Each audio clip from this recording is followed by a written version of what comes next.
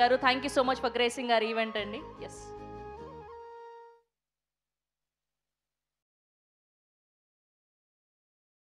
అందరికీ నమస్కారం అండి. ఆల్రెడీ గ్లాసులు కడిగేస్తున్నారు, వెనకాల కనపడతా ఉంది. బాగా లేట్ అయిపోయింది. రాజు వెడ్స్ రాంబాయ్.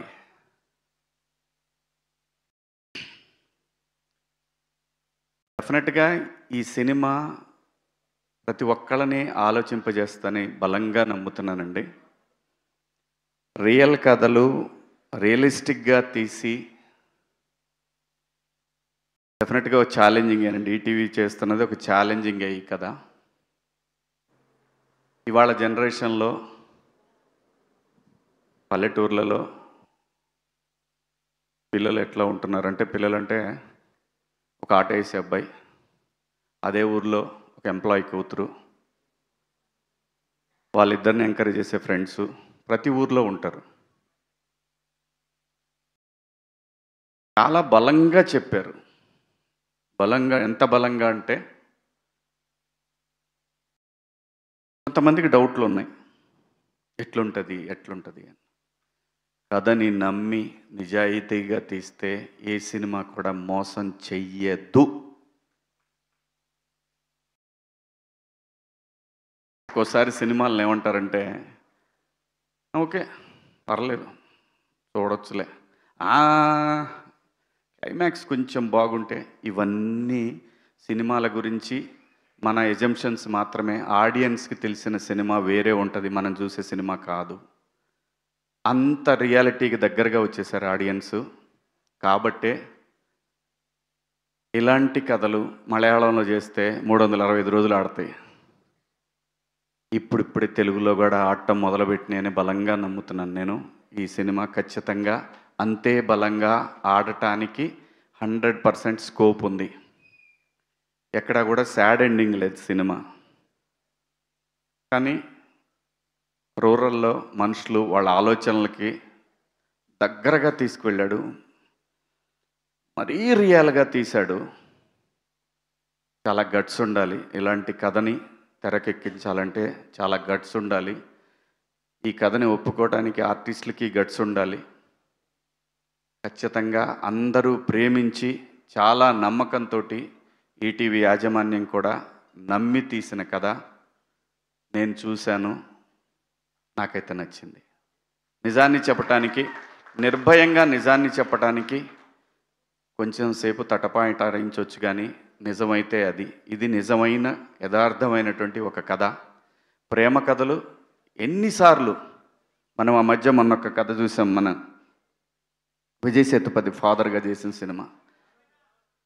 ఆ కథ ప్రివ్యూ చూసిన వాళ్ళు ఎవరైనా సరే ఏంటి అనుకుంటారు. ఎందుకంటే మనం సినిమాల్లో పండిపోయాం. అది అలా కాకుండా ఇలా ఉంటే బాగుంటుంది, అలా ఉంటే బాగుంటుంది. ఆడియన్స్కి నచ్చింది, బలంగా నమ్ముతున్నాయి ఇది కూడా ఆడియన్స్కి నచ్చిద్ది అని. మళ్ళీ దానికి దీనికి సంబంధం ఉందనుకోకండి దయచేసి.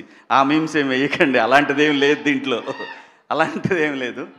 కానీ ఆలోచింపజేసే విధంగా ఉంటుంది.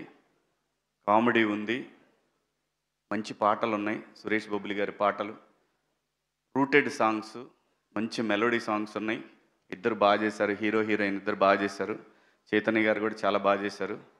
మా బావ ఒక సీన్ చాలా బాగా చేశాడు, అది రిలీజ్ అయిన తర్వాత చెప్తా, మీకే తెలుస్తుంది మా బావ చేసిన సీన్ కూడా.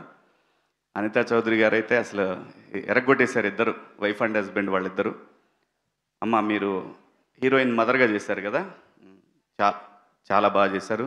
మార్తాండ కూడా బాగా చేశాడు. లాస్ట్ సినిమా నేను అంటుంది డైరెక్షన్.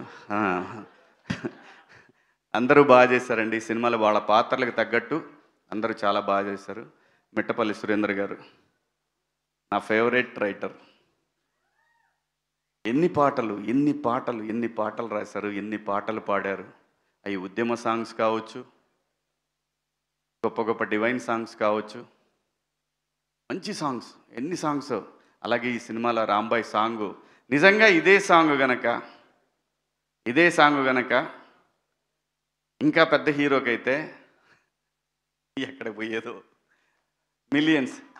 ఇప్పుడు కూడా దానికేం తీసిపోయే విధంగా కాదు. ఈటీవీకి ఒక బ్రాండ్ ఉంది కాబట్టి ఆ బ్రాండ్కి తగ్గట్టు ఖచ్చితంగా ఈ సాంగ్ చాలా రీచ్ అయింది. మనం కోర్టులో సాంగ్ చూసాం కదా, దానిలాగానే ఈ సాంగ్ కూడా బాగా వెళ్తూ ఉంది. డెఫినెట్గా ఎల్లుండి ఖచ్చితంగా చాలా పెద్ద సినిమా అయిద్దని బలంగా నమ్ముతున్నాను. తప్పకుండా చూడండి. మంచి లవ్ స్టోరీ ఇది. ఇలాంటి సినిమాలు, నిజమైన మట్టి కథలు ముందు ముందు మనందరం చూడాలి అని అనుకుంటే మాత్రం ఇలాంటి సినిమాలను ఎంకరేజ్ చేయండి. నిజమైన ప్రేమను బతికించండి. అలాగే ఈటీవీ సాయి గారు కానివ్వండి, నితిన్ గారు కానివ్వండి. ఈ నితిన్ గారు అయితే ఎంత ప్రేమించాడంటే ఈ సినిమాని. ఏమంటే అంటే నేను ఇంకో సినిమా చేస్తున్నాను, వీళ్ళ బ్యానరే, నా సొంత ప్రొడక్షన్లో వీళ్ళ కథే. ఏమంటే ఒకసారి రీరికార్డింగ్స్ సార్, మనది మిక్సింగ్ జరుగుతుంది సార్, రాజు వెట్స్ రాంబాయ్. ఇదేంటండి, అది కూడా మీ సినిమానే కదా. అవును సార్, వస్తాను. ఇది అయిపోయిన తర్వాత అంత ప్రేమించారు, అంత నమ్మారు ఈ కథని వాళ్ళు. చాలా నితిన్ గారు, పర్టికులర్ నితిన్ గారు 2 years నుంచి నాకు చెప్తానే ఉన్నారు, చాలా బాగుంటుందండి, చాలా బాగుంటుందండి ఆ కథని. సో రేపు 21 అందరూ దయచేసి థియేటర్లో కలుద్దాం. దాని తర్వాత వీళ్ళు పిలవకపోతే మన ఇద్దరం సపరేట్ చేసుకుందాం. ఓకే, థ్యాంక్ యూ అందరికీ. Good night. Thank you. నమస్తే అండి. థ్యాంక్ యూ శివాజీ గారు, thank you so much. So అలా మా వెంకన్నని మంగపతి అక్క శివాజీ గారు ఇంటర్వ్యూ చేశారు.